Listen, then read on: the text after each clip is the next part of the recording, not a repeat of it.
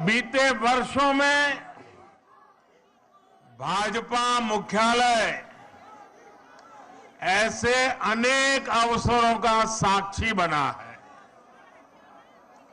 आज हमारे लिए जनता जनार्दन को विनम्रता से नमन करने का एक और अवसर आया है। मैं त्रिपुरा, मेघालय और नागालैंड की जनता का सर झुकाकर वंदन करता हूं, उन सबका आभार व्यक्त करता हूं। इन राज्यों की जनता ने बीजेपी और हमारे साथी सहयोगियों को भरपूर आशीर्वाद दिया है। मैं आज त्रिपुरा, नागालैंड और मेघालय के बीजेपी कार्यकर्ताओं को भी बहुत बधाई देता हूं। दिल्ली में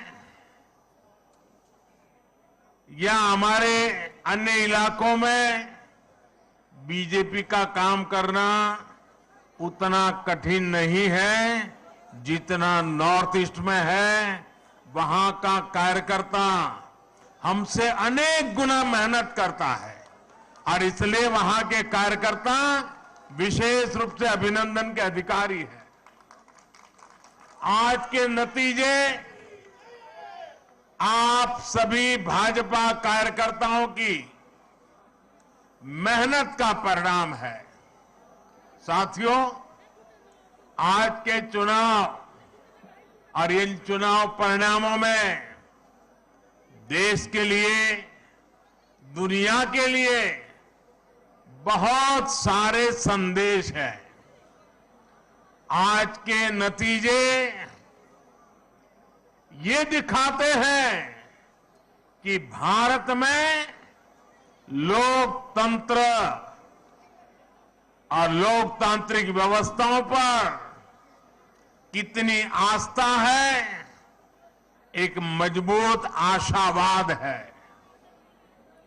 लोकतंत्र की राह पर चलते हुए हर शंका आशंका का समाधान हो सकता है, बदलाव लाया जा सकता है।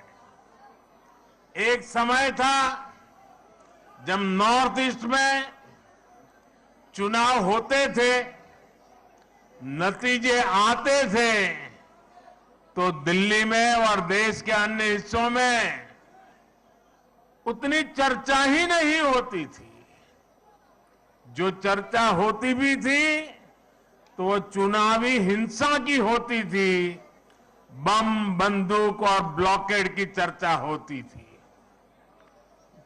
त्रिपुरा में तो हाल ये था कि पहले एक पार्टी के अलावा किसी दूसरी पार्टी का झंडा तक नहीं लगाया जा सकता था और अगर किसी ने लगाने की कोशिश की तो उसको लहूलुहान कर दिया जाता था। इस बार इन चुनावों में हमने कितना बड़ा परिवर्तन देखा है।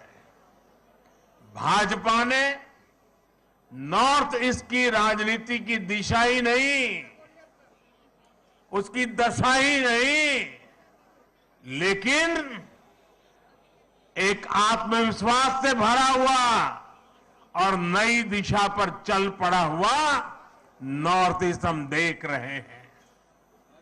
आज सुबह से मैं जब टीवी देख पाया, इन चुनावों के नतीजे ही छाए रहे। ये सिर्फ दिलों की दूरी समाप्त होने का ही नहीं, बल्कि ये नई सोच का प्रतिबिंब है। अब नॉर्थ ईस्ट न दिल्ली से दूर है और न ही दिल से दूर है।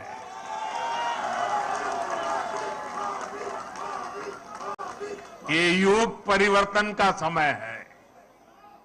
ये नया इतिहास रचे जाने का समय है।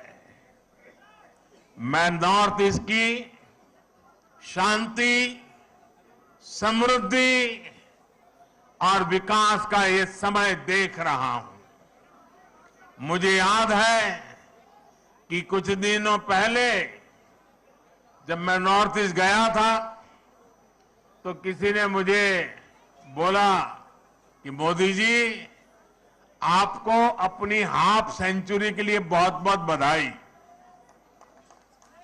तो मैंने उनको पूछा कि भाई ये कैसी हाफ सेंचुरी आप बता रहे हैं। तब उन्होंने मुझे बताया कि जब से बोले आप प्रधानमंत्री बने हैं, आप 50 से भी ज्यादा बार नॉर्थ ईस्ट का विजिट कर चुके हैं, जो अभी नड्डा जी बता रहे थे।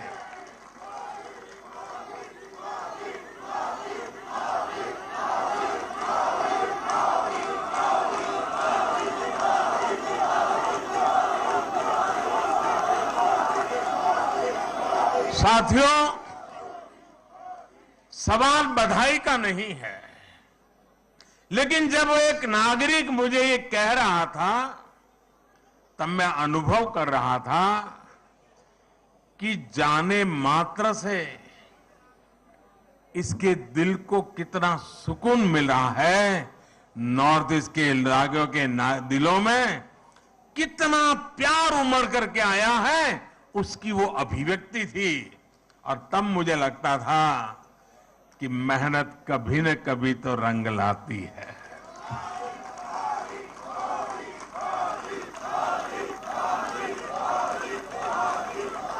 चुनाव जीतने से भी ज्यादा मुझे इस बात का संतोष है कि प्रधानमंत्री के कार्यकाल में बार बार नॉर्थ ईस्ट जाकर के मैंने उनके दिलों को जीता है, और वो मेरे लिए सबसे बड़ी जीत है। मुझे ये संतोष भी हुआ कि पूर्वोत्तर के लोगों को ये एहसास हो रहा है कि अब उनकी उपेक्षा नहीं होती। केंद्र की भाजपा सरकार में नॉर्थ ईस्ट के राज्यों को भी उतना ही महत्व मिलता है। साथियों, आज बहुत सारे पॉलिटिकल विश्लेषक बीजेपी की सफलता को समझने का प्रयास कर रहे हैं। कुछ हमारे विशेष शुभचिंतक भी हैं। इन विशेष शुभचिंतक जिनके पेट में ये सोच सोच करके दर्द होता है कि बीजेपी की जीत का राज क्या है।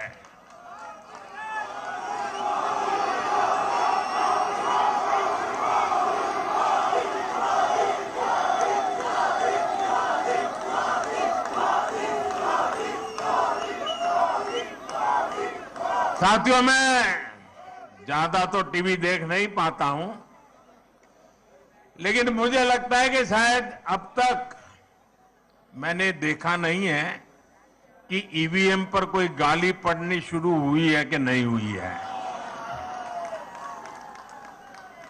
लेकिन ऐसे हर शुभचिंतक को मैं बीजेपी की सफलता का रहस्य बताना चाहता हूं। भाजपा के विजय अभियान का रहस्य छिपा है त्रिवेणी में। त्रिवेणी यानी 3 धाराओं का संगम।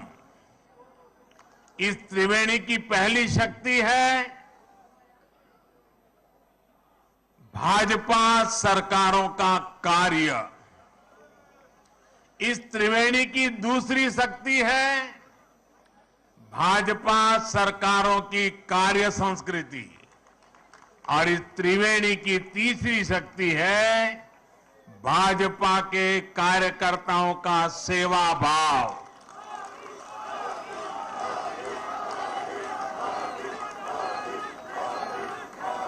ये त्रिवेणी मिलकर भाजपा की शक्ति को 1+1+1 यानी 111 गुना बढ़ा देते हैं।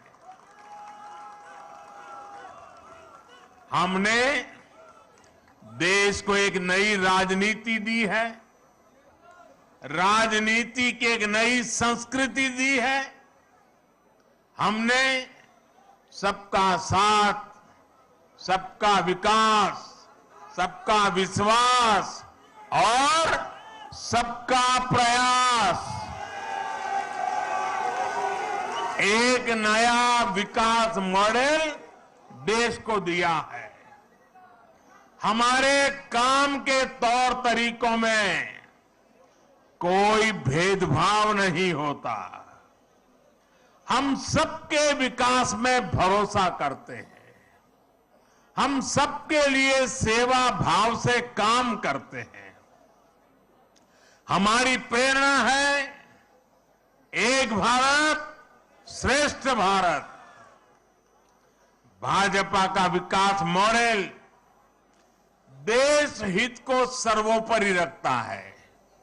हमारे लिए देश प्रथम है, देशवासी प्रथम है।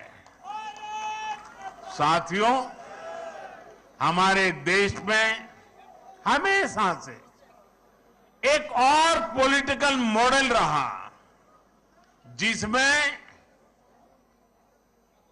पहले ऐसा कहते थे कि जो दूरदृष्टा होते हैं, स्टेट्समैन होते हैं, वो आने वाली पीढ़ियों का सोचते हैं और पॉलिटिशियन के लिए कहा जाता था कि वो अगले चुनाव का सोचते हैं। तो मुझे किसी ने एक बार कहा तो मैंने कहा अब कहावत और बदल गई है। बोले क्या? मैंने कहा पहले जो स्टेट्समैन होते हैं वो अगली पीढ़ी के लिए सोचते हैं। पहले कहा जाता था कि पॉलिटिशियन अगले चुनाव के लिए सोचते हैं, लेकिन आज तो समय ऐसा बदल गया है कि पॉलिटिशियन दूसरे दिन के अखबार में क्या छपेगा इस पर ही सोचते रहते हैं। शाम को टीवी में उनकी तस्वीर आएगी कि नहीं, यही सोचते रहते हैं। और इसलिए जो आसान चीजें होती हैं, जो जरा मुंह में पानी छूट जाए ऐसी चीजें होती हैं और जिससे लोगों को आसानी से गुमराह किया जा सकता है, उसी मॉडल पर चलने की फैशन बढ़ रही है। राजनीति के इस मॉडल में कठिन लक्ष्यों को हाथ ही नहीं लगाया जाता था। तब समस्याओं को ऐसे टाल दिया जाता था जैसे उनका कोई अस्तित्व ही नहीं है, समस्या की तरफ देखना ही नहीं। ये पॉलिटिकल मॉडल कठिनाइयों का हल नहीं करता था, बल्कि लोगों के जीवन को लंबे समय के लिए कठिनाई में जीने के लिए मजबूर कर देता था। भाजपा ने इस अप्रोच को पूरी तरह बदल दिया है। हम सबसे कठिन चीजों को हल करने के लिए कठिन से कठिन मेहनत करते हैं और तमाम मुश्किलों के बावजूद समाधान के जो भी रास्ते मिले उन रास्तों पर चलने का ईमानदारी से प्रयास करते हैं। हम ये नहीं देखते कि इस काम को करना कितना मुश्किल होगा, बल्कि हम ये देखते हैं कि अगर हमने इस काम को नहीं किया तो लोगों का जीवन और कितना मुश्किल हो जाएगा। हमें दर्द होता है, हमारी नींद चली जाती है। नॉर्थ ईस्ट का उदाहरण ही हमारे सामने है। आजादी के 7 दशकों बाद भी नॉर्थ ईस्ट के हजारों गांवों तक बिजली नहीं पहुंची थी साथियों। क्या 21वीं सदी में बिना बिजली की जिंदगी कोई कल्पना कर सकता है? पहले की सरकारों ने देखा कि वहां तक बिजली पहुंचाना कठिन काम है, इसलिए उन गांवों को अंधेरे में छोड़ दिया गया। नॉर्थ ईस्ट के लोगों को घर, पक्के घर, उनको नल से जल, उनके घरों में गैस का कनेक्शन ये उपलब्ध कराने ये पहले की सरकारों के काम की सूची में ही नहीं था, क्योंकि उनके लिए न तो उन क्षेत्रों की परवाह थी और न ही ऐसे कठिन कामों को करने का हौसला था। एयरपोर्ट, हाईवे, रेलवे, ये कनेक्टिविटी नॉर्थ ईस्ट में इन चीजों के विकास को भी कठिन मान लिया गया था। पहले की सरकारें कठिनाइयों से बचती रही और इसकी वजह से हर परियोजना में देरी होती रही। हमने इन परियोजनाओं को पूरा किया और लगातार मेहनत कर रहे हैं। हमारे ऐसे ही प्रयासों की वजह से आज देश पहली बार गरीबी के खिलाफ इतनी मजबूती से लड़ रहा है। और मुझे तो खुशी है कि मेरा गरीब भाई भी गरीबी को खत्म करने के लिए मेरे साथ कंधे से कंधा खड़ा लगा करके मेहनत कर रहा है। इसलिए आज भारत के विकास और उसकी रफ्तार की तारीफ पूरी दुनिया में हो रही है। हो रही है कि नहीं हो रही है? चारों तरफ गुन सुनाई दे रही है कि नहीं सुनाई दे रही है?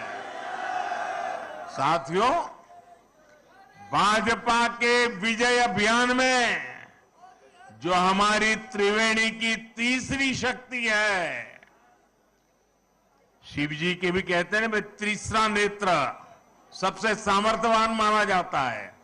ये हमारी जो तीसरी शक्ति है, वो तीसरी शक्ति हमारे भाजपा के कार्यकर्ता है और मैं उनको बार बार नमन करता हूं।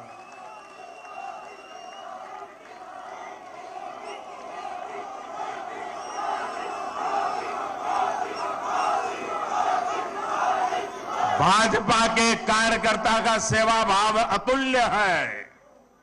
भाजपा के कार्यकर्ता का श्रम और समर्पण अतुल्य है। भाजपा के कार्यकर्ता की पहचान उसके अनुशासन से होती है। हमारी पार्टी ने बड़ी से बड़ी मुश्किलों को देखा है। हमने कठिन से कठिन परिस्थितियों का सामना किया है, लेकिन हमारे कार्यकर्ता ने मुश्किल से मुश्किल हालातों में भी पार्टी का झंडा बुलंद रखा है। भाजपा जब कदम बढ़ाती है तो उसे रोकने के लिए उसके कार्यकर्ताओं को प्रताड़ित किया जाता है, उनके खिलाफ हिंसा की होती है, लेकिन वो राष्ट्र के लिए, राष्ट्र निर्माण के लिए संकल्पित होते हैं। इसलिए वो त्याग की पराकाष्ठा से पार्टी के कदमों को और देश के सपनों को कभी भी टूटने नहीं देते हैं, निरंतर आगे बढ़ते रहते हैं। जिस पार्टी के पास कार्य हो, कार्य संस्कृति हो और ऐसे समर्पित कार्यकर्ता हो, उसके लिए कुछ भी असंभव नहीं है।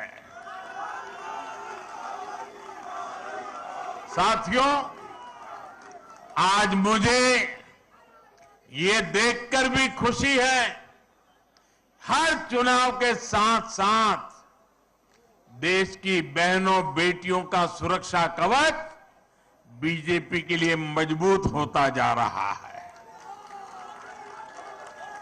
त्रिपुरा की, नॉर्थ ईस्ट की बहनों को भी मैं इस भरोसे के लिए विशेष आभार व्यक्त करता हूं। ये बीजेपी का सौभाग्य रहा है कि हमने नागालैंड को पहली राज्यसभा सांसद एक महिला को देकर के शुभ शुरुआत की। आज नागालैंड में तो पहली बार महिला उम्मीदवार चुनाव जीतकर विधानसभा पहुंची है। ये हम सभी के लिए, पूरे देश की माताओं बहनों के लिए गौरव की बात है। बीजेपी महिलाओं के सशक्तिकरण के लिए प्रतिबद्ध है। पीएम आवास योजना में महिलाओं के नाम घर हो, जल जीवन मिशन के तहत हर घर पाइप से पानी पहुंचाना हो, गरीब कल्याण योजना के तहत मुफ्त राशन देना हो, आयुष्मान भारत योजना के तहत 5 लाख रुपए तक का मुफ्त इलाज देना हो, मुद्रा योजना के माध्यम से बिना गारंटी लिए 10 लाख रुपए तक की मदद हो, ऐसी अनेक योजना का लाभ नॉर्थ ईस्ट की लाखों बहनों को हुआ है। इसलिए उनका भरोसा भाजपा पर लगातार सशक्त हो रहा है। ऐसे समय में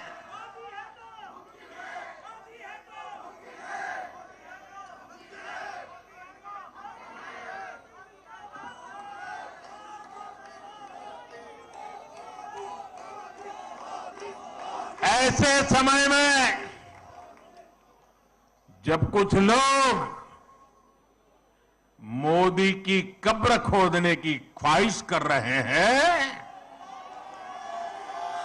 जहां मौका पड़ता है कमल खिलता ही जा रहा है, खिलता ही जा रहा है।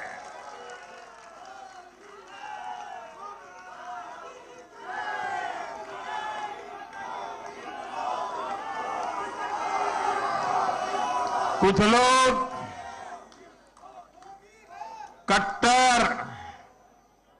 कट्टर की पहचान में लगे हुए हैं। वो हर काम बेईमानी भी कट्टरता से करते हैं। ये कट्टर लोग कहते हैं मर जा मोदी, वो कहते हैं मर जा मोदी। देश कह रहे हैं मत जा मोदी, मत जा मोदी, मत जा। साथियों, आज के चुनाव नतीजों के बाद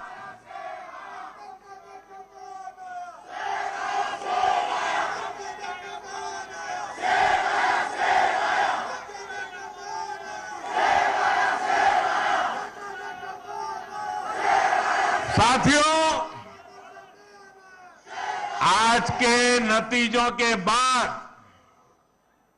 कांग्रेस ने छोटों के प्रति अपनी नफरत को फिर से जग जाहिर कर दिया।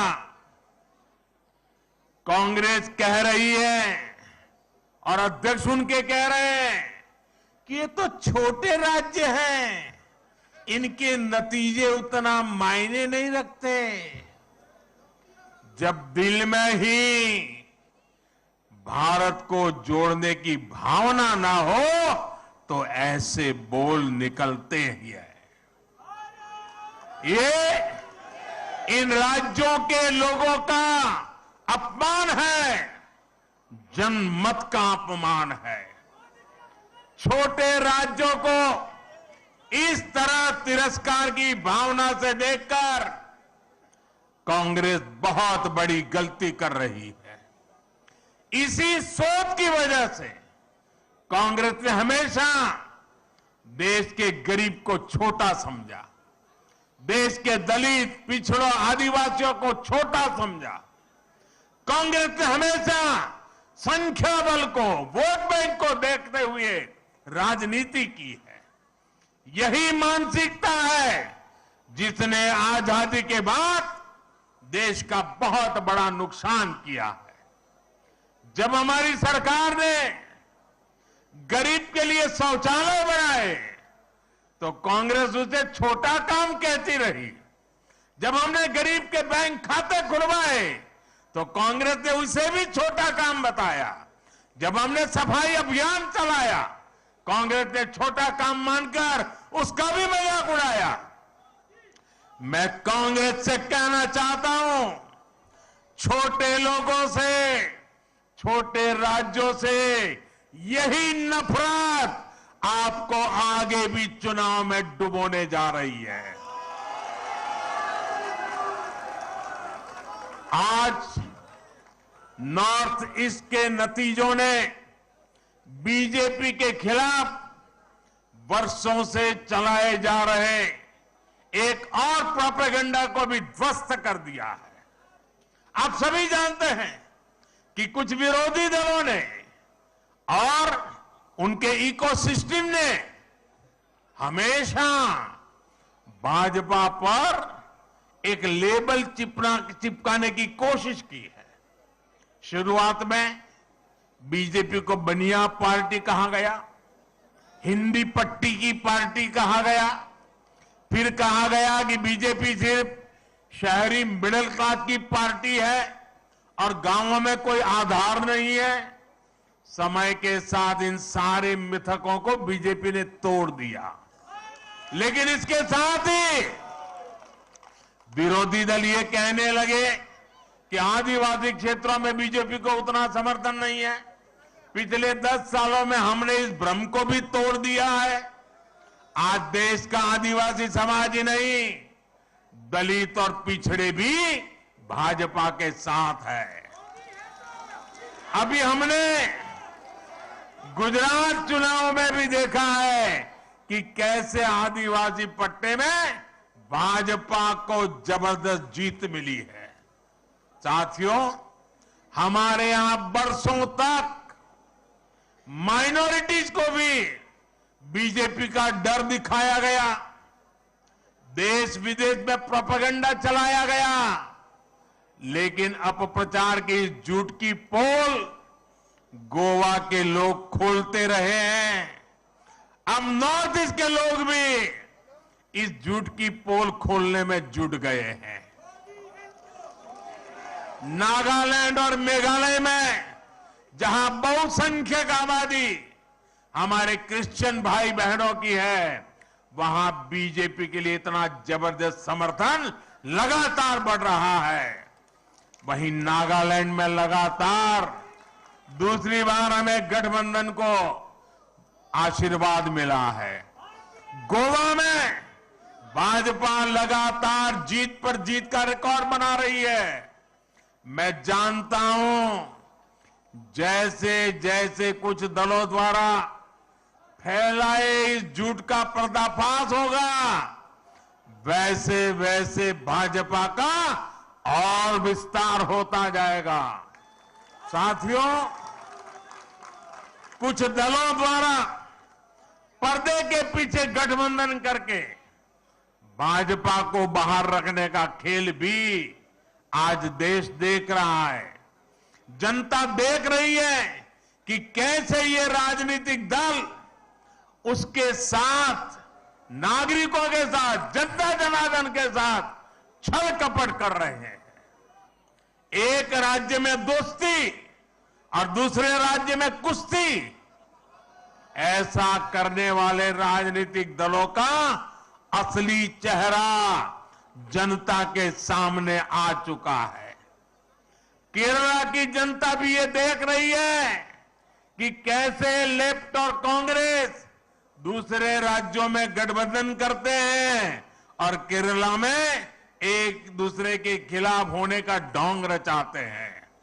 सच्चाई यही है कि ये दोनों मिले हुए हैं, दोनों मिलकर केरला को लूट रहे हैं। इसलिए मुझे विश्वास है कि आने वाले वर्षों में भी जैसे नागालैंड में हुआ है, जैसे मेघालय में हुआ है, जैसे गोवा में होता रहा है, केरला में भी भाजपा गठबंधन की सरकार बनेगी।